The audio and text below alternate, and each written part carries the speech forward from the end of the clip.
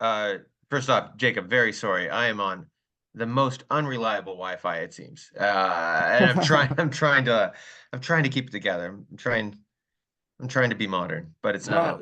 Don't Uh, worry. okay. So, my name is Jacob from TVQC and Extreme Cinema Reviews. And today I am with Chris Nash, director of the Sundance hit In a Violent Nature, shot from a killer point of view. So, hi, how are you doing today? I'm doing all right.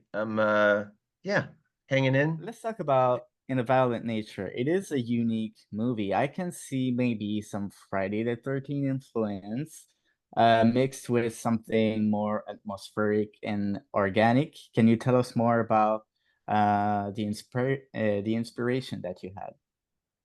Um, I was very, very much inspired by Gus Van Sant's work in the 2000s. He released, this was like right when I was in film school too. And I was living in Northern Ontario, and you know, jump into the big city of Toronto and going to TIFF and really taking it all in. And I was being exposed to, a bunch of different films. And this was when Gus Van Sant had released Jerry, and then he followed that up with Elephant and then Last Days. And I was really taken by how, like, the aesthetics of shooting, of how he shot and when approached those films, just following characters basically through their environment and letting them set the pace for the film, and letting them provide the momentum themselves, rather than relying on a soundtrack or rapid cutting or anything like that.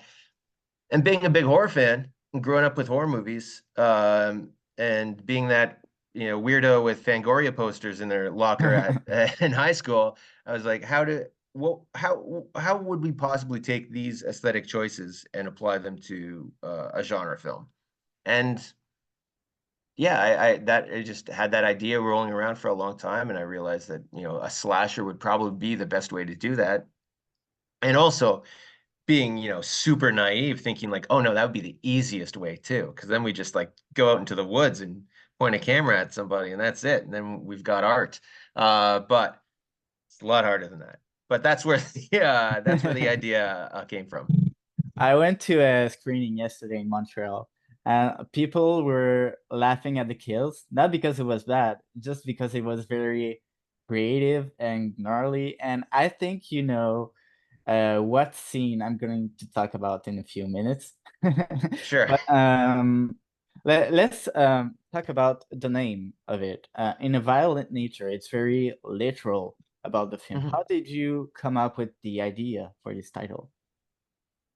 Originally, the title was called Sleeping Animal because I wanted to, in my head, our killer was just an animal in the woods. And it's like he's awoken from his hibernation and he's going out and he's, you know, you know, dispatching of all the kids and the campers and everybody, and then he's gonna go back to sleep. And that was the whole thing. And I was like, okay, well, that would be the title for it. But when we were looking for funding for the film, one of the financiers we were approached was like, you should really change the title. This is not considering what the script was in the script, this seems like a completely not the greatest title.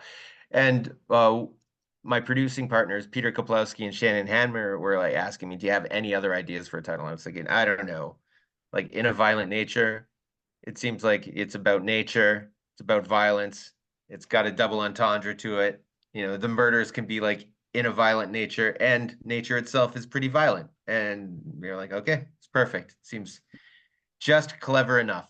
Uh, Yeah, it is quite catchy for a title, and I believe that every filmmakers have a title in mind when they first start a project and then decided to change it last minute to make it more attractive to people. mhm. How long did you take to shot In a Violent Nature? Oh, the story of the shooting was a very, very troubled one. We actually reshot almost 75-80% of the film. Wow.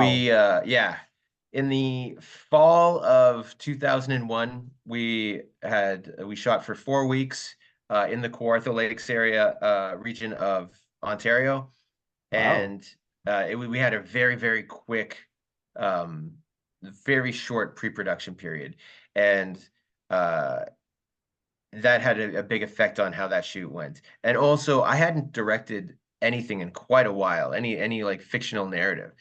I'd just been writing for years and years, and I thought it was something I could jump into again without any issue. And it really wasn't. I really should have shot a short film or something to just knock the dust off. Um, so when we finished that block of shooting, where there was also like unprecedented weather issues. There was for a movie that's shot almost entirely outside, it was just so many problems. And as well, our lead actor fell ill and had to leave production within like the first week and a half, and we had to recast for Oh the second half. So no. there was a lot of issues that were going on.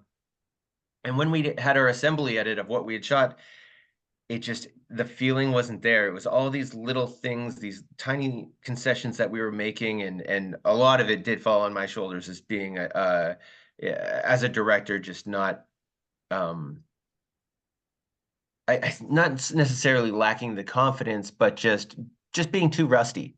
Um, so we made the decision that I convinced my producers begrudgingly to reshoot the film the following go back to my hometown, basically call in every favor that I could, and then that spring we would reshoot the film. So we reshot it with almost just our post-production budget. um and that was so yeah, we spent the entire winter in heavy pre-production, trying to fix all of our mistakes. And then the May of 2022, we shot for another 3 weeks, and then took a little break. And then in August of 2022, we shot for another 2 weeks. So plus a few pickup days here and there. So yeah, quite a lot of shooting. Um, but I it be- had a lot of benefits. I believe it was your first feature film, right? Because you have worked Yeah. on several shorts, such as the Z segment in ABC of Death, which Yep. I loved that Thank movie, you. by the way. And you also worked, I believe, on the special effects of Psycho German, right? Yes. Yeah, Yeah. Yeah. I'm actually right now, I'm in Sudbury, working on Steve's newest film, Deathstalker. So I'm doing prosthetics. I'm a prosthetics artist on Deathstalker right now, nice. which is And shaping up to be awesome. I gotta say, everybody should really be looking forward to it. Looks like it's gonna be fun. Hmm. scene in a violent nature. I wanted to know how was it to shoot a scene like this because it is my favorite kill of the movie. Yeah. I mean, shooting it was it's really weird. Shooting those things is almost the most technical and therefore the most boring, because unlike a dialogue scene or a character scene, you're having a lot more interaction and there's a lot more free play, and you get so many more surprises from what you're doing in it, and it feels fresher. But there's something very technical about shooting effects where it's just like we just need this one little piece here, and then we need to grab another piece and build the entire scene out of that. Um, so yeah, shooting that, it's not they're never fun. Steve Kostansky, the Psycho Gorman director, who is also the prosthetics lead on this film, I mean, we go at everything with the approach of like whenever we try to shoot as many effects as we can in a completely separate unit, almost after production. When we don't have to work with actors or anything, we are not on as tight of a schedule, and it's usually a smaller crew, because there's no need for a giant crew when you're just shooting effects Yeah. inserts. Uh, and in some ways, it is more fun because we don't have that pressure of like, oh, time's ticking down. But in a lot of ways, it's also a lot less fun because it's so rigorous and technical. And a lot of the times too, there are things where you only have one take Yeah. at doing it, or else things are ruined, or you got to spend hours resetting the shot. So yeah, there's pluses and minuses to both. Uh, did you go to the Sundance screening? Yes, yeah, we did. How was it? What are your thoughts? What was the audience's reaction? Tell me more about it. Okay, so I'm a very cynical guy. And Peter Peter Kaplowski and Shannon Hamner, my producing partners, also work within the like film festival circuit. So uh, Peter, for instance, he's the Midnight Madness programmer at Toronto International Film Festival. So uh, I'm privy to a lot of like film festival, just I guess attitudes, and I have a thing called like within our group, it's there's this idea of drinking the festival Kool-Aid, where because you're at a film festival, because there's so much excitement of being there, you're lining up for, before we had like digital tickets, you'd be lining up for hours at TIFF just to get into like a screening, and there's a whole like environment and camaraderie to doing that. So once you're in the screening, it's usually fun no matter what. It's got to be a terrible, terrible movie for it to not be fun. So hopefully we didn't make a terrible, terrible movie. And the Sundance audience was like excited, but I just can't trust that. I like they went, they seem to really enjoy it, but part of me is like, you can't trust that. That's just they're drinking the festival Kool-Aid. They're gonna like everything no matter what because we're at Sundance right now and they want to love what they see. So the whole time I'm just uh cynically saying we got to wait for it to get released. We got to see how the actual general public likes this movie. We cannot trust anybody in this theater. And I saw some articles on the news, such as Bloody Disgusting, and they said that apparently people were vomiting during screening. So it's got to be a lie. I don't trust any of that. That's all. That's all our amazing marketing department at IFC, Okay. I'm sure. But I mean, maybe they did. But I also remember at TIFF, um, for Julie DeCarno's Raw. There was like massive reports that like the audience was fainting watching this film. I know the person who fainted during that film, and it was a friend of ours, and he really, really wanted to see that movie, but he was like at death's door, sick with a fever, but he was still like, I'm gonna watch it.